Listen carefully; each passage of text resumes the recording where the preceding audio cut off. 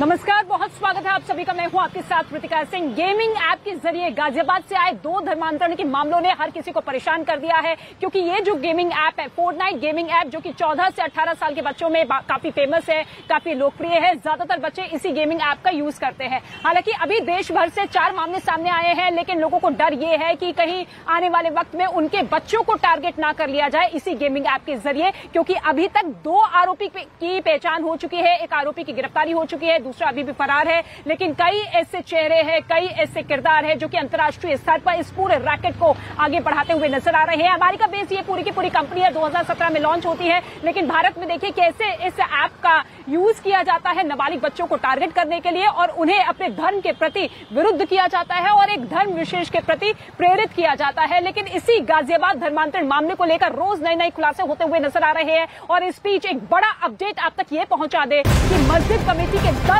लोगों से पुलिस अभी तक पूछताछ कर चुकी है, और पुलिस का दावा यह है कि मस्जिद कमेटी के सभी 15 मेंबर से पूछताछ होनी है। सूत्रों के मुताबिक तकरीबन 2 महीने पहले ही उस मस्जिद कमेटी से निकाला गया था रहमान को, जिसकी गिरफ्तारी हो चुकी है। 14 दिन की न्यायिक हिरासत में भेजा जा चुका है, क्योंकि वो लोकल मौलवी था, और उसी मौलवी के जरिए वो नाबालिग बच्चे जो है उसी मस्जिद के अंदर जाते थे, नमाज अदा करते थे, उन पर पूरी नजर रखी जाती थी, क्योंकि कहा यह जा रहा था कि 5 वक्त की नमाज अदा करने के लिए उन्हें पूरी तरीके से बरगला लिया गया था, और ये पूरी तरीके से सुनिश्चित किया गया था कि देखिए ये इस्लाम कबूल करने के लिए पूरी तरीके से तैयार है। और ऐसे में सीधे तौर पर जो शिकायत यहाँ पर दर्ज करवाई गई थी जैन परिवार की तरफ से, उसमें परिवार वालों की तरफ से ये कहा गया था कि देखिए जब हमने इस बारे में अपने बच्चे से बात की तो हमारा बच्चा इतना ज्यादा मुखालफत करता हुआ नजर आया कि अगर आपने हम पर प्रेशर बनाया तो मैं घर भी छोड़ने के लिए तैयार हूँ, मस्जिद जाकर रह लूंगा, वहां पर अपना रहन सहन करूंगा। ये बातें जो है उस बच्चे की तरफ से की गई थी।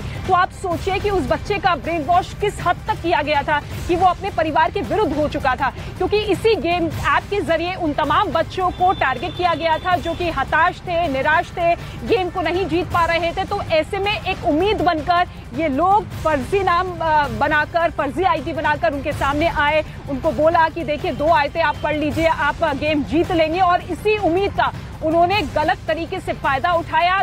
गाजियाबाद के ही 2 नाबालिग बच्चों को सीधे तौर पर टारगेट किया, जो कि एक जैन और एक हिंदू था। और इसके साथ ही देश भर से जो 2 मामले सामने आए हैं, वो एक चंडीगढ़ से मामला सामने आया है, दूसरा जो है हरियाणा से मामला सामने आया है। लेकिन इसके साथ ही जो बड़े बड़े अपडेट निकल कर सामने आ रहे हैं वो ये बता रहे हैं कि कैसे एक बड़े स्तर पर ये पूरा का पूरा रैकेट चल रहा था, क्योंकि अभी तो केवल 2 चेहरों का खुलासा हुआ है, जिसमें से एक की गिरफ्तारी हो चुकी है रहमान नाम के शख्स की, और दूसरा बद्दो, जिसका असली नाम बताया जा रहा है शाहनवाज मकसूद खान।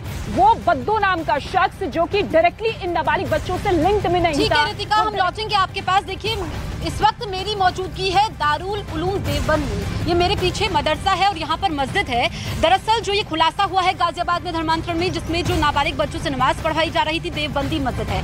यहाँ पर जब धर्म गुरुओं से बातचीत करने की कोशिश की गई तो वो बोल रहे हैं कि ये इस्लाम के खिलाफ है, इस्लाम धर्म इसकी इजाजत नहीं देता है कि जबरन धर्मांतरण किया जाए। लेकिन जिस तरीके से ये गेमिंग ऐप के जरिए ये खुलासा हुआ है, नए नए तरीके अपनाए जा रहे हैं, विदेशों से फंडिंग हो रही है, ये चौंकाने वाला है। यहाँ पर आप देखेंगे कि जो ये दारुल उलूम देवबंद जो कि मदरसा है, क्योंकि यहाँ पर पढ़ाई होती है, यहाँ पर शिक्षक भी मौजूद हैं, और अब जब यहाँ से जो छात्र हैं वो वापस लौट रहे हैं, उनसे प्रतिक्रिया लेने की कोशिश की जाएगी। लेकिन बड़ी खबर मैं आपको बता दूं कि जो बद्दू का नाम निकल करके सामने आया शाहनवाज, दरअसल वो नाबालिगों से सीधे संपर्क नहीं साधता था, वो चेन के जरिए उनसे संपर्क साधता था। यानी कि जो ये दूसरे लोग थे वो एक ब्रिज का काम करते थे ताकि इनसे संबंध किया जाए। नाबालिग जिनको कहा जाता था कि वो ज्यादा लोगों से बातचीत ना करें, वो अगर गेम खेल रहे हैं तो किस तरीके से लेवल पार करनी है, और जब लेवल पार करते थे उनको कुरान की आयतें पढ़ने होती थी, और ये सब बद्दों के इशारे पर होता था। यानी कि बद्दो सीधे तरीके से तो इन्वॉल्व नहीं है, लेकिन दूसरे लोगों के जरिए वो नाबालिगों से संपर्क साधता था, क्योंकि जो चैट सामने आई थी उसमें सीधे तौर पर इसका संपर्क नहीं है। और बद्दो वो कड़ी जिस तक पहुंचना इस वक्त पुलिस के लिए बड़ी चुनौती है। तो हर रोज नए खुलासे हो रहे हैं इसको लेकर के, और न्यूज़ 18 इंडिया ने ही इस खबर का सबसे पहले पर्दाफाश किया था। एक रिपोर्ट के जरिए हम पूरी तस्वीर को समझने की कोशिश करते हैं कि ये गेम कैसे चल रहा है।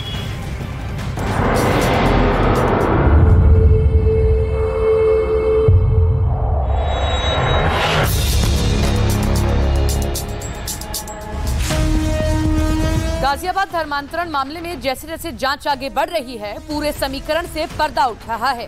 पहले गेम का लालच, फिर जीत का लालच, फिर धर्म की खूबियों का लालच और पूरा मामला सिर्फ और सिर्फ लालच से लबरेज है। शहनवाज और बद्दो का टारगेट नाबालिग बच्चे हैं और नाबालिग का सिलेक्शन भी एक सोची समझी साजिश है। अब तक की पुलिस जांच में जो बातें सामने आई वो आपको चौंका देंगी।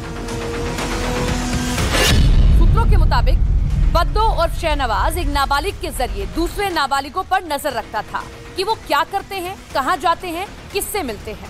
बद्दो किसी भी नाबालिग के संपर्क में सीधा नहीं था, वो सिर्फ गाजियाबाद के एक नाबालिग को धर्मांतरण के लिए उकसा रहा था। लेकिन गाजियाबाद के नाबालिगों का फरीदाबाद और चंडीगढ़ के नाबालिग से सीधा जुड़ाव था और इन सब के बीच एक ऑनलाइन ऐप ब्रिज का काम कर रहा था। यानी धर्मांतरण का पूरा नेटवर्क एक चेन की तरह गाजियाबाद से फरीदाबाद और चंडीगढ़ तक पहुंच चुका था, जिसे आगे उत्तर प्रदेश समेत राज्यों में भी फैलाने की कोशिश की जा रही थी और एक गेमिंग ऐप के जरिए धर्मांतरण के गोरख धंधे को पंख दिए जा रहे थे।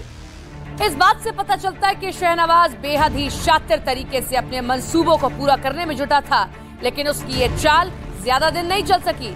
जैसे ही सभी नाबालिग ने डिस्कॉर्ड ऐप के जरिए चैटिंग करनी शुरू की तो कई दूसरे नंबर भी चैटिंग के जरिए सामने आने लगे। ये नंबर कभी भी अपने असली नाम या अपनी आइडेंटिटी को सामने नहीं लाते थे। पुलिस को शहनवाज पर ही इसे भी ऑपरेट करने का शक है। इतना ही नहीं, पुलिस इस थ्योरी पर भी काम कर रही है कि शहनवाज और बद्दो का कनेक्शन किससे और कहां से था।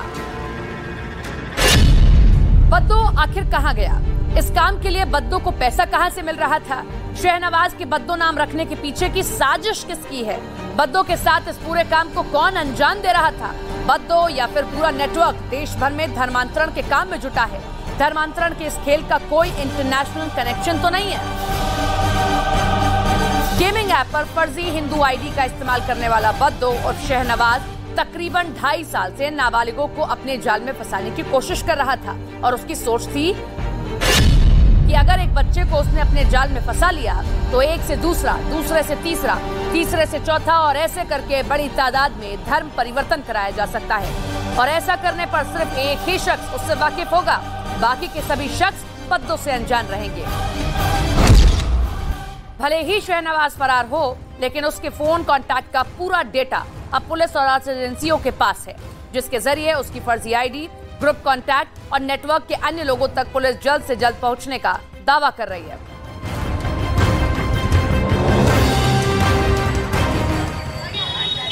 मेरे सहयोगी दीपक इस वक्त मेरे साथ लाइव मौजूद है। दीपक, जो बद्दो को लेकर के खुलासे हो रहे हैं वो चौंकाने वाले हैं और अभी वो फरार चल रहा है। एक बात तो साफ होती है कि वो अकेला नहीं है, उसके पीछे पूरी चेन है। देखिए, बिल्कुल निश्चित तौर पर जिस तरह से जसप्रीत हम आपको पहले भी जानकारी दे रहे थे कि ये एक छोटा नेटवर्क नहीं, एक बड़ा नेटवर्क है जिसने पूरे तार जो है अलग अलग राज्यों में भी हैं। चाहे कुछ राज्य कुछ देर बाद और जुड़ जाएंगे, क्योंकि लगातार पुलिस की टीमें इस पूरे मामले पर जांच कर रही है और कोशिश पुलिस की यही है कि उन लोगों तक पहुंचा जाए जो इसको लगातार लॉजिस्टिक सपोर्ट दे रहे हैं। क्योंकि वो बद्दो जब पिछले 3 दिन से लगातार फरार है, उसके घर पर दबिश दी जाती है, मुमरा इलाके से वो गायब हो जाता है। उसके बाद 400 किलोमीटर की दूरी पर वो मुमरा से उसकी लोकेशन मिलती है, तो वहाँ से भी वो फरार हो जा रहा है। यानी पुलिस को पता है कि कहीं ना कहीं उसे लॉजिस्टिक सपोर्ट मिला, जो उसे गाड़ी, घर और पैसा लगातार मुहैया करा रहे हैं। पुलिस का कहना है कि उसके उस नंबर को ट्रेस करके वो कई ऐसे फ़ोन नंबरों के पीछे ट्रैक कर रही है, उन नंबरों को जो पुलिस को बद्दो तक पहुंचा सकते हैं। और क्योंकि बद्दो का इस वक्त पकड़ा जा रहा है इसलिए ज़रूरी है, क्योंकि वो अगर फरार हो गया तो इस नेटवर्क के तार जुड़ने काफ़ी मुश्किल हो जाएंगे। क्योंकि अब तक जो गिरफ्तार एक शख्स अब्दुल रहमान हुआ है, उससे पुलिस को ऐसा कुछ खास पूछताछ में नहीं हासिल हुआ कि वो गेमिंग ऐप के जरिए जुड़ने वाले उन कॉन्टैक्ट्स के बारे में बता सके। और इसी वजह से पुलिस का कहना है कि वो लगातार बद्दो की गिरफ्तारी के लिए प्रयास कर रही है और जल्द से जल्द उसे गिरफ्तार करेगी। जी। गेमिंग ऐप के जरिए धर्मांतरण मामले में आरोपी शहनवाज खान फरार हो चुका है। इस वक्त पुलिस को शक है कि उस पूरे खेल में अकेला वो शामिल नहीं है, कोई और भी है जो कि उसकी मदद कर रहा है, जिसमें उसे गाड़ी और पैसे की मदद दी जा रही है। और यही नहीं, पुलिस को बहुत कुछ बातों को लेकर शक भी है। पुलिस को ये शक है कि छिपने के लिए किसी ने शहनवाज को मदद की है, क्योंकि गाजियाबाद पुलिस की टीम महाराष्ट्र के ठाणे में जब शहनवाज के घर पर पहुंची तो वहां पर ताला लगा मिला। पूछताछ में तब पता चला कि करीब 1 हफ्ते पहले वो अपने परिवार के साथ कहीं चला गया और अब पुलिस आरोपी शहनवाज खान को उसके मददगार की तलाश करने में जुट चुकी है। तो बड़ी खबर आपको बता रहे हैं, बड़ा पर्दाफाश हुआ है। पुलिस को अब ये शक है कि अकेले शहनवाज इस पूरे काम को अंजाम नहीं दे सकता है, कोई ऐसा है जो उसकी मदद कर रहा है। और अब भी जब फरार है शहनवाज तो कोई उसको पैसे से मदद कर रहा है या जहां पर वो रुका हुआ है वो उसके किसी परिचित का ही ठिकाना हो सकता है। ये बहुत बड़ी खबर और पुलिस की रडार पर अब शहनवाज है।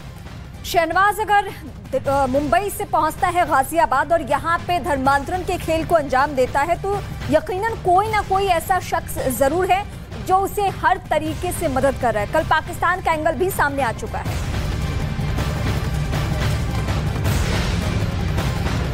बिल्कुल, तो शुरुआती जांच में भले ही 2 चेहरे खुलकर सामने आए हैं जिनमें से एक की गिरफ्तारी हो चुकी है, लेकिन बड़े अंतर्राष्ट्रीय स्तर पर किस तरीके से इस रैकेट को आगे बढ़ाया जा रहा है उसको लेकर जांच पड़ताल लगातार जारी है। कई केंद्रीय जांच एजेंसी ऐसी है जो कि सीधे तौर पर रहमान से पूछताछ कर चुकी है और एटीएस की टीम भी आज पूछताछ रहमान से कर सकती है। लेकिन इसके साथ एक बड़ा अपडेट आप तक ये पहुंचा दे कि जो बद्दू नाम का आरोपी है जो कि सरगना है, उसका नंबर मिल चुका है पुलिस के हाथ, तो उसका मोबाइल नंबर लग चुका है और ऐसे में उन तमाम कॉल डिटेल्स को खंगालने की कोशिश की जा रही है जिसके जरिए वो सीधे तौर पर संपर्क में था और इसी के जरिए ये जानने की कोशिश की जा रही है कि कौन कौन गेमिंग ऐप से जुड़ा हुआ था। फिलहाल शहनवाज खान जो है फरार है क्योंकि जब पुलिस की टीम उसके घर पहुंची थी तो ताला लटका हुआ मिला था और ऐसे में पुलिस को शक ये है कि लॉजिस्टिक सपोर्ट जो है सीधे तौर पर उस तक पहुंचाया जा रहा है, यानी कि पैसे और गाड़ी पहुंचाई जा रही है। अपने परिवार के साथ वो फरार हो चुका है लेकिन तलाश लगातार जारी है। बद्दू जो कि महाराष्ट्र में ही पिछले 2 साल से रहा करता था लेकिन महाराष्ट्र में रहकर ही सीधे तौर पर इन 2 नाबालिग बच्चों के संपर्क में था।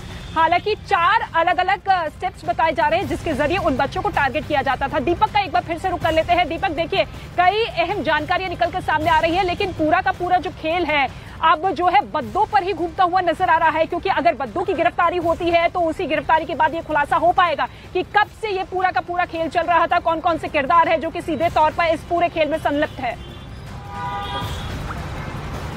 देखिए, एक बात तो साफ है, मैं बताना चाहूँगा कि तकरीबन कई लोग इसमें शामिल हो सकते हैं क्योंकि मुंब्रा इलाके में ही कई ऐसे लोग अब सामने आ रहे हैं क्योंकि पुलिस का कहना है कि कुछ जानकारियां जो हैं वो जुटाकर उनको एक बार क्लैरिफाई करना चाहते हैं क्योंकि जो अब तक ये नेटवर्क चल रहा है इसमें महज 4 नाबालिग ही नहीं बल्कि कई लोग हो सकते हैं जो बालिग भी हो सकते हैं जिनका धर्मांतरण करवाया गया था और ये सब बद्दू और उसके गैंग ने मिलकर किया है क्योंकि कुछ ऐसे नाम थे जो हिंदू नामों का इस्तेमाल कर रहे थे और ये लड़के मुस्लिम थे। ये साफ तौर पर पुलिस के एफआईआर में भी लिखा गया है, पुलिस को शिकायत दी गई है और पुलिस ने जो जांच की है उसमें भी साफ निकल कर आया है। तो ये लड़के कहाँ थे, कौन थे, इसके बारे में जानकारी जुटाना बहुत जरूरी है। कुछ ऐसे नंबर्स पुलिस के हाथ लगे हैं जिनके जरिए पुलिस अब कोशिश करेगी कि उनको ट्रैक किया जा सके ताकि इस पूरे नेटवर्क का भंडाफोड़ जितना जल्दी हो सकेगा, क्योंकि सीमा पार से भी इसके ताल्लुक है। क्या कुछ ऐसे नंबर है जो सीमा पार से भी ताल्लुक रख रहे हैं, ये ट्रेस किए जा रहे हैं साइबर सेल के द्वारा और पुलिस कोशिश ये कर रही है कि जल्द से जल्द इस नेटवर्क को बस्ट किया जाना जरूरी है। और बद्दू की गिरफ्तारी इसमें सबसे अहम है क्योंकि बद्दू इस पूरे खेल का मास्टरमाइंड नजर आता है क्योंकि तकरीबन 2.5-3 साल से ये पूरा रैकेट चल रहा था।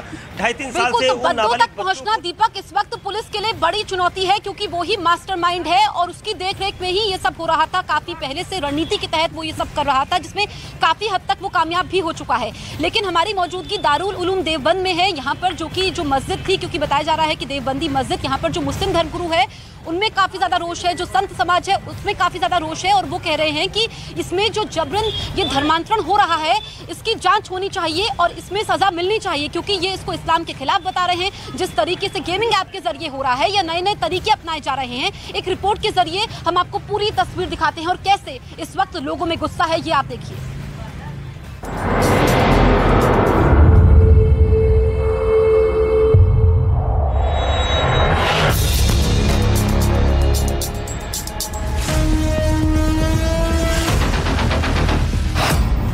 धर्मांतरण पर भड़का संत समाज। वीडियो गेम के माध्यम से धर्म परिवर्तन कराने का प्रयास किया जा रहा है, तो इस पे सरकार भी सख्त कार्रवाई करे ऐसे करने वाले को।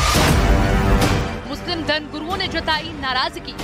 अगर कोई लोभ लालच देकर या डरा धमका कर किसी को इस्लाम में लाता है तो वो इस्लामिक नहीं है, वो गैर इस्लामिक चीज़ है। इस्लाम को मानने का मतलब ये है कि वो अपनी इच्छा, अपनी स्वेच्छा से उसको माने। गेमिंग ऐप के जरिए धर्मांतरण के मामले में अब संत समाज और मुस्लिम धर्मगुरुओं की भी एंट्री हो गई है। उन्होंने धर्मांतरण और लव जिहाद के मामलों पर अयोध्या के संतों में गुस्सा दिखाई दिया।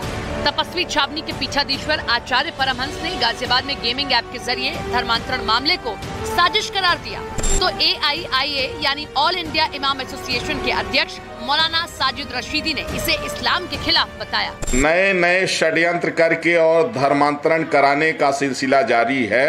इसमें न जाने कितने लोग बर्बाद हो चुके हैं।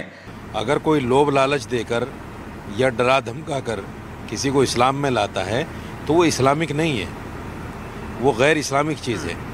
इस्लाम को मानने का मतलब ये है कि वो अपनी इच्छा, अपनी स्वेच्छा से उसको माने।